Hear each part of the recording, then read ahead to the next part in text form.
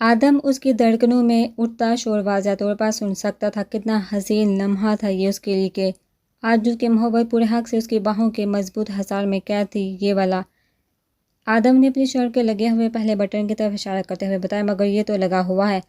خرم نے حیرت سے آدم کے بتائے ہوئے بٹن کو دیکھا تھا جو ٹوٹا تو کہیں سے بھی نہیں لگا تھا۔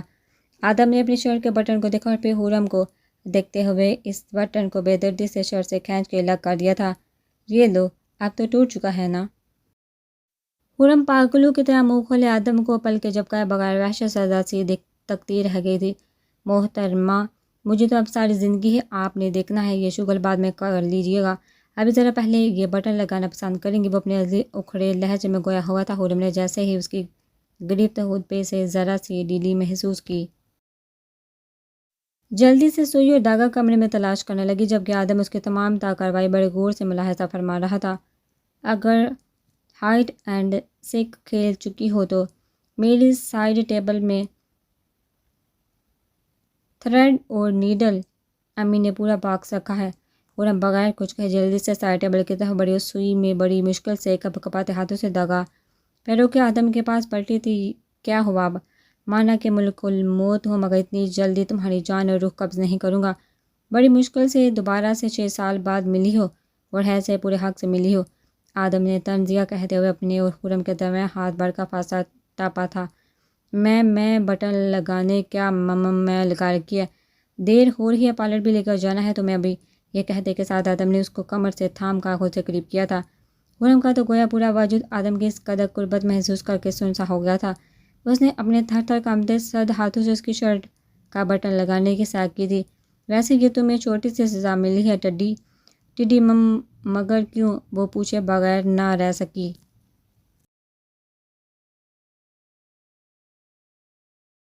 رات میں ہمارے کمرے میں نہ آنے کی کیا؟ خرم نے اچانک سے آدم کی کہی بات سن کے بٹن لگاتے ہوئے انجانے میں سوئی آدم کے سینے سے چبا ڈالی تھی۔ بوکھلاہٹ میں آدم تڑپے سے 2 قدم پیچھے ہوا تھا۔ جتنی جلدی سے رشتے کو حقیقت کو سمجھو گی خرم، یہ تمہاری اور میرے لیے بہتر ہوگا۔ فضول قسم کی حرکتیں میرے سامنے کرنے سے گریز کرنا۔ یاد رکھنا، جتنا میں تمہارا لاڈ اٹھاتا ہوں، اب ہر غلطی پر سزا بھی دوں گا، جس کا ایک نظارہ ابھی تم دیکھ ہی چکی ہو۔ خرم لفظ کاٹتے ہوئے آنسو کندن توڑنے کی کوشش کر رہی تھی۔ اس کو آدم کے اسی انداز سے تو چڑ ہوتی تھی جس کی وجہ سے وہ اس سے آہستہ آہستہ دور ہوتی چلی گئی تھی، جبکہ رحم آدم سے بہت مختلف ہنسنے ہنسانے والا بندہ تھا۔ وہ نہ چاہتے ہوئے بھی اس وقت آدم اور رحم کا موازنہ کر رہی تھی بے حالی میں۔ اور ہاں، ایک بات اور، یہی روم اب تمہارا اور میرا، ہم دونوں کا بیڈ روم ہے۔ ایک دفعہ پھر سے اس کا ڈائناسور اور ملک الموت والا انداز اٹھ کے آیا تھا، جبکہ اور اس کی آخری بات سن کے سہمکار خود میں سمٹ سی گئی تھی۔ آدم اس پہ ایک بھرپور نظر ڈالتا، اپنی چابی اور والٹ لے کر اس کو جلدی سے تیار ہو کر باہر آنے کا کہہ چکا تھا۔ ولیمے کی تقریب اپنے عروج پر تھی۔ زمل بھی دل پہ پتھر رکھ کے بغیر کسی کی پرواہ کیے آج کے فنکشن میں شریک ہو گئی تھی۔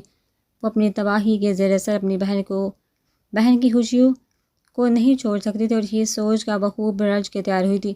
زہر سے علیحدگی کا دکھ اس کے اندر کسی پچھل پیری کی طرح پنجے گاڑ چکا تھا، مگر اس نے دل میں ٹھان لی تھی کہ میر حنیف سے شادی کرے گی، ضرور کرے گی، اور پھر اس کو اتنا عاجز کر دے گی وہ اس سے پناہ مانگے گا، اور زمل اسی چیز کا فائدہ اٹھا کر خلا لے کر واپس اپنی محبت زید سے شادی کرے گی۔ میر حنیف کی ذات پر ایسا تازیانہ لگائے گی کہ وہ اپنی بربادی کو کبھی بھول نہیں پائے گا۔ میں جانتی ہوں زید، تم بھی میرا بھرپور ساتھ دو گے۔ آخر کو تم نے مجھ سے سچی محبت کی ہے، نہ کہ میر حنیف کی طرح بس محبت کا دام بھرنا چاہتے ہو۔ وہ سوچوں کی یلغار میں غرق تھی جب اس کو میر حنیف کی آواز کانوں میں سنائی دی تھی۔ اس نے چونکہ سر گھما کے دیکھا تھا۔ میر اور میر کے گھر والے آدم سے اور باقی سب لوگوں سے مل رہے تھے۔ سب گھر والے چہرے پہ آئی بے رخی کو مشکل سے کنٹرول کرتے ہوئے بس رسمی انداز میں سلام دعا کی حتی کلام کرتے نظر آئے اس کو، جبکہ دوسری طرف آدم ان سب سے بہت یہ کہ مل رہا تھا۔ سمر کو آدم پہ شدید غصہ چڑھا تھا۔ وہ اپنا منہ پھیر کے آگے اسٹیج کی طرف بڑھنے لگی تھی۔ جب میر حنیف اپنی مغرورانہ چال چلتا ہوا اس تک پہنچا تھا، اور لگتا ہے مجھے بہت دیر ہوگی آنے میں، تب ہی تو میرا انتظار کرتے کرتے تمہاری شکل پہ 12 بجے ہیں۔ انتظار وہ بھی تم جیسے گھٹیا آدمی کا میری جوتی کی نوک پہ۔ اس کو اتنے دلیرانہ انداز میں بڑی محفل میں خود سے ہم کلام ہوتے دیکھا بڑکتے ہوئے شعلوں کی زد میں آ چکی تھی۔ زمل نے اوتے کا نتاؤ دیکھا، میر کا ہاتھ کلائی سے تھام کے کھینچتے ہوئے ایک کونے میں لے آئی جہاں بے بھیڑ نہ ہونے کے برابر تھی۔ میر نے بھی اپنا وجود بالکل ڈھیلا چھوڑ دیا تھا زمل کے رحم و کرم پہ، اور پھر اس نے وہاں پہنچ کے ایک جھٹکے سے اس کا ہاتھ چھوڑ کر اس کے مقابل آ کھڑی ہوئی تھی۔ زمل کی آنکھوں میں خود کے لیے نفرت کو واضح طور پر میر نے پڑھا تھا۔ یہ پہلی دفعہ تھی جب دونوں تنہائی میں ایک دوسرے کے آمنے سامنے موجود تھے۔ میں نے منع کیا تھا تمہیں کہا تھا نا کہ میں تم سے آئندہ کوئی بات نہیں کرنا چاہتی، مجھے تمہاری شکل تک دیکھنا گوارا نہیں، پھر یہ سب کیا ہے؟ کہا تھا نا تمہیں کہ آج جہاں میرے گھر کی تقریب میں مت آنا، مجھے تمہیں دیکھ کے نفرت ہوتی ہے تم سے۔ وہ غصے کی شدت سے ہانپتے ہوئے کہنے لگی، اور مجھے تمہیں دیکھ کے بس صرف اور صرف محبت ہوتی ہے، دل کرتا ہے کہ بس یہ لمحہ تھم جائے اور میں تمہیں ان میں قید کر لوں، تمہاری اس جھیل سی آنکھوں میں کرنے کو دل کرتا ہے۔ وہ اس کو سن ہی کب رہا تھا، وہ تو بس اس کی خوشبو سے معطر سراپے کو آنکھوں کے ذریعے خود میں سما رہا تھا۔ دوسری طرف وہ غصے سے لال پیلی ہوتی اس کو بے باؤ سنانے میں مصروف تھی، جبکہ میر بس اس کو خاموشی سے مسکراتے ہوئے دونوں ہاتھ سینے پہ باندھے تک جا رہا تھا۔ یہ ہے تمہاری محبت؟ جو کہتی ہوں میں تمہیں، تم اس کا بالکل الٹ کرتے ہو۔ تم کیا سمجھتے ہو تمہاری ایسی بیہودہ حرکتیں مجھے تم سے امپریس کر دیں گی؟ تمہاری یہ دولت، شان و شوکت مجھے تمہاری طرف کھینچ لائے گی؟ تم میں نہیں کھینچ سکتی، مگر کسی اور کو تو کب کا اپنے بس میں کر چکی ہے۔ وہ زمانی لہجے میں بولا تھا، میں تو تمہیں دیکھنا تو دور کی بات، تھوکنا۔ میر نے اس کے لبوں پر اپنا باری ہاتھ رکھ دیا تھا، گویا مزید بدتمیزی سے بات رکھا۔ زمل اس کی اس حرکت پر بونچکا کر رہ گئی تھی، وہ اس کی جرأت پہ چکرا کر رہ گئی تھی، بس اتنا ہی تابر تھا، اتنی ہی اکڑ تھی۔ یہ کہہ کر میر نے اپنا ہاتھ اس کے لبوں سے جدا کیا تھا، دوسرے ہاتھ سے اس کا بازو تھام کے اس کو خود سے قریب کرتے ہوئے کہا تھا۔ زمل کسی لچکیلی ڈال کی طرح آنکھوں میں چبھن لیے اس پہ آ گری تھی۔ تمہارے حوصلے اتنے بلند ہو گئے کہ تم نے مجھے ہاتھ لگایا، مجھے چھوا، وہ بھی میری اجازت کے بغیر۔ ہوتے کون ہو ایسا کرنے والے؟ زمل کے تو گویا تن بدن میں کسی نے مٹی کا تیل چھڑکا آگ لگا دی تھی۔ تم چاہے کچھ بھی سمجھ لو یا کچھ بھی کہہ لو، مگر میں بس ایک چیز جانتا ہوں، اور وہ ہے تمہیں ہاتھ لگانے اور چھونے کا حق صرف میرا ہے۔ میر تمسخرانہ مسکراہٹ اس پہ اچھالتے ہوئے بولا تھا، لیکن میں اب تمہاری کوئی بات نہیں سنوں۔ تمہاری سن کے اور تمہارے چہرے کی یہ معصومیت دیکھ معاملات پہلے ہی بہت خراب کر چکا ہوں۔ اب تم دیکھنا کہ ہماری شادی کس طرح ہوتی ہے، اور وہ بھی میرے سٹائل میں۔ زمل ابھی اس کی طبیعت حیران کرنے کے لیے لب وا کر ہی رہی تھی جب میر نے اس کے واہ ہوئے ہونٹوں پہ اپنی شہادت کی انگلی رکھی تھی، اور پھر بڑی بے دردی سے اس کی لپسٹک کو لبوں اپنے انگوٹھے سے مسل کر ہٹایا تھا۔ جو کر سکتی ہو کرو، میری طرف سے اجازت ہے، تم اپنا گیم کھیلو، میں اپنا گیم کھیلوں گا۔ اب صرف دیکھنا یہ ہے کہ اس گیم میں بازی کون سا کھلاڑی لے کے جاتا ہے۔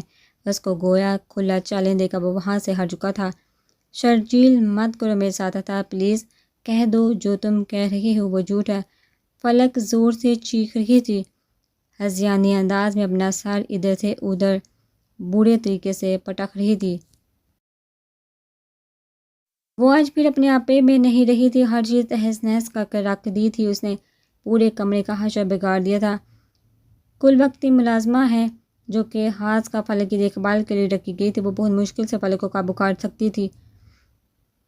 بہت ہمت کر کے اس نے فلک کو کنٹرول کیا تھا، پھر اس کو سکون کی دوائی دے کر پرسکون کیا تھا۔ وہ بہت غور سے الماری سے باہر گرا ایک بریسلٹ کو دیکھنے لگی، جس کی وجہ سے آج فلک کی طبیعت بگڑی تھی۔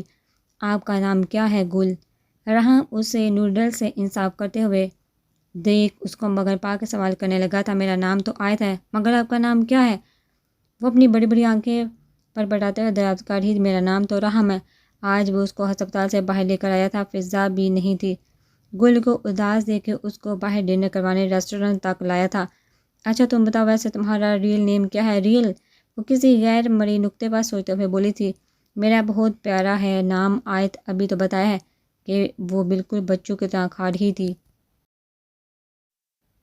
ہاں تم نے مجھے پہلے بھی بتایا تھا، مگر میں بھول گیا تھا۔ تم مجھے اپنا پورا نام بتاؤ گی؟ اپنے والد صاحب کے نام کے ساتھ۔ میرا پورا نام آیت شرجیل ہے۔ آج بہت عرصے بعد حسام اپنے چاچو کے سامنے بیٹھا، اس کے ساتھ ایک پارک میں محو گفتگو تھا۔ جیسے جیسے وہ شرجیل کی بات سے سمجھ رہا تھا ویسے ویسے اس کے بعد 14 طبق روشن ہوتے جا رہے تھے۔ جو راز شرجیل نے اس کے سامنے فاش کی تھی اس کے بعد تو اس کے پیروں میں اتنی سکت آ رہی تھی کہ وہ واپس اپنے گھر بھی جا سکتا۔ آج بہت عرصے بعد حسام اپنے چاچو کے مقابل بیٹھا تھا۔ وہ دونوں ایک کیفے میں آمنے سامنے بیٹھے تھے۔ شرجیل کے چہرے پر دنیا بھر کی خفت تھی، جبکہ حسام کے نافہم اشتعال امیز تاثرات شرجیل واضح طور پر پڑھ سکتا تھا۔ مجھے آج سے پہلے جتنی ہمدردی آپ سے تھی، آج مجھے آپ سے اتنے عرصے کے بعد ملاقات کرنے کے بعد بالکل بھی باقی نہیں رہی۔ مجھے بہت خود پہ افسوس ہو رہا ہے کہ میں نے اتنے سے اپنے اس چاچو کو یاد کیا جس میں شاید کبھی ہمارے بارے میں اتنے عرصے میں سوچا تک نہیں ہوگا۔ حسام بیٹا، میں معافی مانگ رہا ہوں۔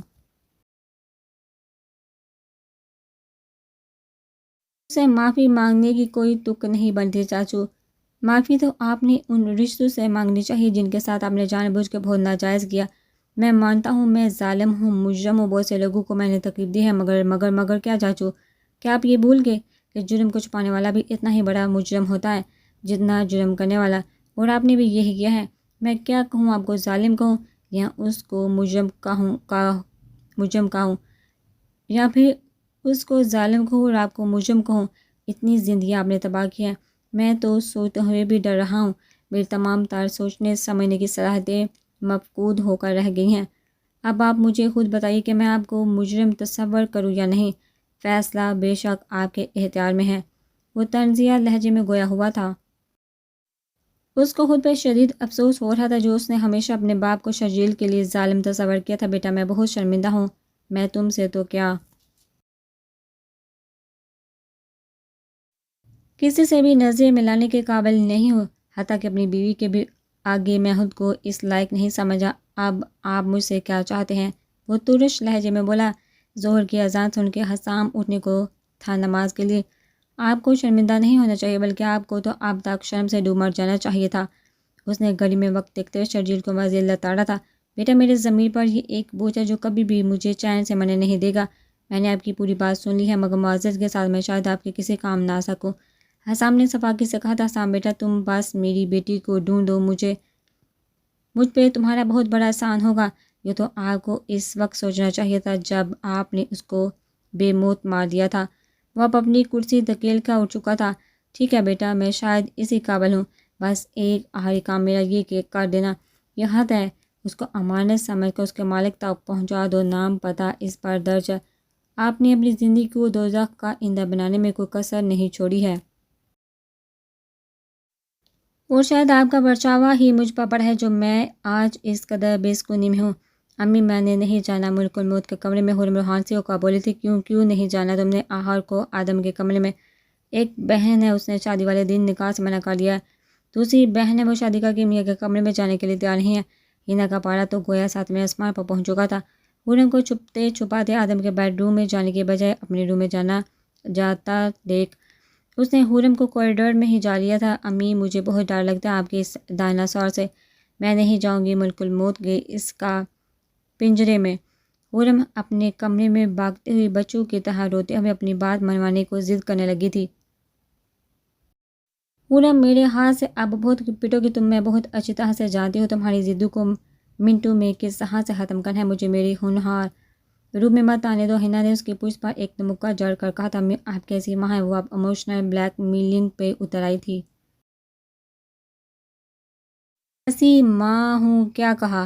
وہ دلہن کے روم میں ادھر سے ادھر کلانچے بھرتی اپنی بیٹی کو پکڑنے کی تگدو میں تھی۔ کیا مائیں ایسی ہوتی ہیں جو اپنی دلہن بنی بیٹی کی کٹ لگا رہی ہوں؟ دلہن بنی بیٹی جب دلہن کے تقاضے ہی نہیں نبھا رہی، دلہن کہاں سے ہوئی؟ ہینا ہونہار انداز میں کہتی اس تک بڑی تھی۔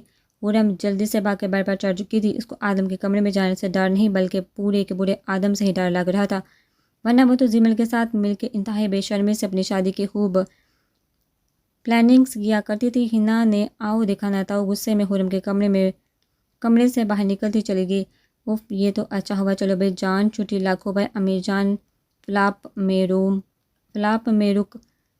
وہ خوشی سے جھومتے ہوئے بولی تھی۔ وہ ابھی خوشی سے بیڈ سے نیچے اترنے ہی والی تھی جب ہینا ایک دفعہ پھر کمرے میں آئی تھی۔ ہاں اب بولو، کیا کہہ رہی تھی؟ ہینا اپنے دونوں ہاتھ باندھے دروازے کی چوکھٹ سے ٹیک لگائے اپنی ایک بنوں کو ایک بمے کو اچکا کے پوچھ رہی تھی، امی یہی تو کہہ رہی ہوں کہ میں کبھی بھی اس ڈائناسور ملک الموت کے کمرے میں روحوں کی طرح بھٹکنے کے لیے بالکل نہیں چاہوں گی۔ ٹھیک ہے، اور اگر وہ ڈائناسور تمہارا شکار کرنے خود تمہارے کمرے میں آ جائے تو؟ آدم کی کرہت آواز کمرے میں سرسرا آئی تھی۔ آدم کمرے میں آ کر بولا تھا، ہنا اس کو لے کر آئی تھی۔ میں نہیں جانا ماما، ڈائناسور کے ساتھ حورم کہتی رہ گئی۔ حورم کو تو کوئی اتنی بچی نہیں ہو، مجھے سب پتہ ہے، جو تم چھپ چھپا کے رومانٹک رسالے اور ڈائجسٹ پڑھتی ہو نا، وہ میں بہت اچھی طرح سے جانتی ہوں۔ تم عمر سے اپنی بہت بڑی ہو، اس لیے میرے سامنے یہ بچپنا مت دکھاؤ۔ ہنا تو بالکل ہی اس کی حرکتوں سے جنجلا چکی تھی، جبکہ آدم بڑی مشکل سے اپنی ہنسی کو ضبط کرتا اس کا ہاتھ پکڑ کے کمرے سے باہر نکلا تھا۔ ہنا کو شبہ خیر کہہ کے، ایک منٹ آدم، حورم اپنی آنکھیں کھول کر اچھی طرح سے دیکھ لو، یہ کمرہ میں نے اب تمہارے سامنے لاکڈ کر دیا ہے اور اس کی چابی میرے پاس ہے۔ وہ اس کی آنکھوں کے سامنے چابی لہراتے ہوئے بولی تھی۔ حورم نے افسوس سے اپنی سگی ماں کو دیکھا، جو آج بالکل اسنو وائٹ کی اسٹیپ مدر کی تھی۔ آدم نے اس کا ہاتھ اپنے روم میں لے جا کر ہی چھوڑا تھا۔ وہ بوکھلا کر بڑی مشکل سے اپنا توازن برقرار رکھ پائے تھے، اور اب وہ وحشت زدہ سی ڈائناسور کو دیکھتے الٹے قدموں پیچھے کو چل رہی تھی۔ آدم بغیر کچھ کہے اس کی طرف بڑھ رہا تھا، آنکھوں میں دنیا جہاں کی چمک سمٹ آئی تھی، جبکہ حورم پیچھے ہوتے ہوتے دیوار سے جا لگی تھی۔ میں ڈائناسور آ گئی ہوں نا کمرے میں، مجھے آپ پلیز ڈانٹیے گا نہیں۔ وہ لڑکھڑاتی آواز میں آنکھیں باندھ کے سہم کا بولی تھی۔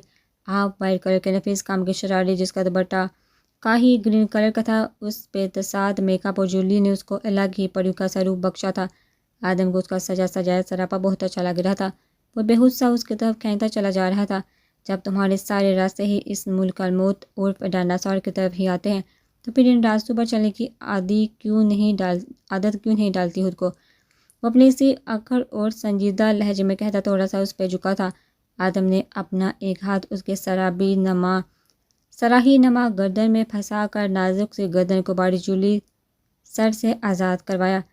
آدم کے لمس نے گویا حورم کے پورے وجود میں سنسناہٹ دوڑا دی تھی۔ وہ اپنی دھڑکنوں کے شور اور آدم کے لمحہ بلمحہ بڑھتی قربت سے بے ہوش ہونے کو تھی۔ میں آج کی رات بہت ساری باتیں تم سے کرنا چاہتا ہوں۔ آدم نے اس کو دیوار سے الگ کر کے خود میں جو کرتے ہوئے کہا۔ وہ اس کے اتنا قریب تھا کہ حورم اس کی سانس اپنے چہرے پہ آگ کی طرح محسوس کر رہی تھی۔ ابھی وہ حورم سے کچھ کہتا ہی جب باہر ایک عجیب سا شور کمرے تک سنائی دینے لگا تھا۔ وہ حورم کو ایسا سے خود الگ کرتا باہر کی طرف بھاگا تھا۔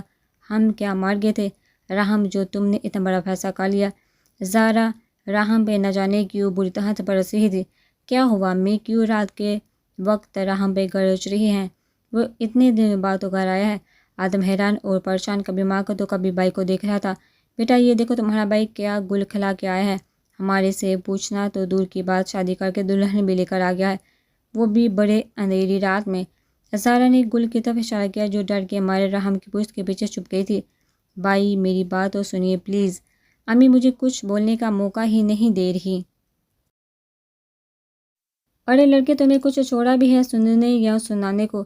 زارا ایک دفعہ پھر اس پہ چڑھ دوڑی تھی۔ امی راہم کہہ تو رہا ہے، آپ اس کی بات سنیں، ہو سکتا ہے جو آپ سمجھ رہے ہیں وہ بالکل الٹ ہی ہو۔ بس آدم اسے کو اپنی بیوی کو جس طرح رات کے اندھیرے میں لے کر آیا ہے، اسی طرح ابھی تو اس کو اپنے کمرے میں لے جائے، کل مجھے یہ اس لڑکی کے ساتھ میرے گھر میں نظر نہ آئے۔ زارا تو گویا کچھ سننے یا سمجھنے کے موڈ میں نہیں تھی۔ فلک کی پسند کو دیکھ کے ہنا سکتے میں آ گئی تھی۔ آج کئی سال بعد اس کے سامنے وہی مکروہ چہرہ موجود تھا، جس کی بدولت اس کی ماں اس دنیا میں نہیں رہی تھی، جس نے اس کو اور اس کے ماں باپ کو رسوائیوں کے گہری دلدل میں پھینک دیا تھا۔ شرجیل کو آج فلک کے کہنے پر گھر بلایا گیا تھا۔ سب لوگ شرجیل کی ساحرانہ پرسنالٹی دیکھ کے اسے کافی متاثر ہوئے تھے۔ شرجیل کے ساتھ اس کا دوست معین، اور ان دونوں کے مطابق معین کی بیوی رشتے کے لیے آئی تھی۔ شرجیل اپنا بزنس کرتا تھا، ماں باپ کا اکلوتا بیٹا تھا۔ ماں اور باپ کے انتقال کے بعد ساری بزنس کی باغ دور شرجیل نے سنبھالی ہوئی تھی۔ یہ سب بقول معین کے کیا تھا جو اس نے سب کو بتایا تھا، جبکہ شرجیل کے چہرے پہ ہنا کو دیکھ کے کہیں سے بھی کسی بھی قسم کی شناسائی کی رقم نہ ابھری تھی۔ ہنا بہت حیران اور پریشان ہو چکی تھی کہ کوئی شخص کیسے اس قدر دوگلا اور انجان بن سکتا ہے، اپنی سابقہ منگیتر کے روبرو اتنے نرم انداز میں سے موجود۔ ہنا کو شرجیل کے مکروہ چہرے سے بہت کڑاہٹ محسوس ہوئی تھی۔ ہنا نے فیصلہ کر لیا تھا کہ وہ احمد اور عالم خان کو اعتماد ملنے کا فلک کی زندگی کو تباہ و برباد ہونے سے بچا لے گی۔ اگلے دن تیمل کسی کے بھی اٹھنے سے پہلے دل کے ہاتھوں مجبور ہو کے زید سے ملنے ہاسپٹل جانے کے لیے گھر سے نکلی تھی۔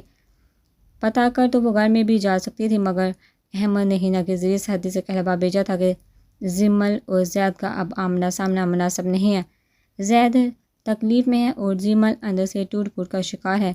ان دونوں کا جتنا ایک دوسرے سے دور رکھا جائے اتنا بہتر ہے، اب جب کہ میر کے ساتھ زیمل کی شادی عنقریب ہونے والی ہے۔ اس صورتحال میں ان دونوں کا ایک دوسرے کے آمنے سامنے آنا غیر مناسب ہے۔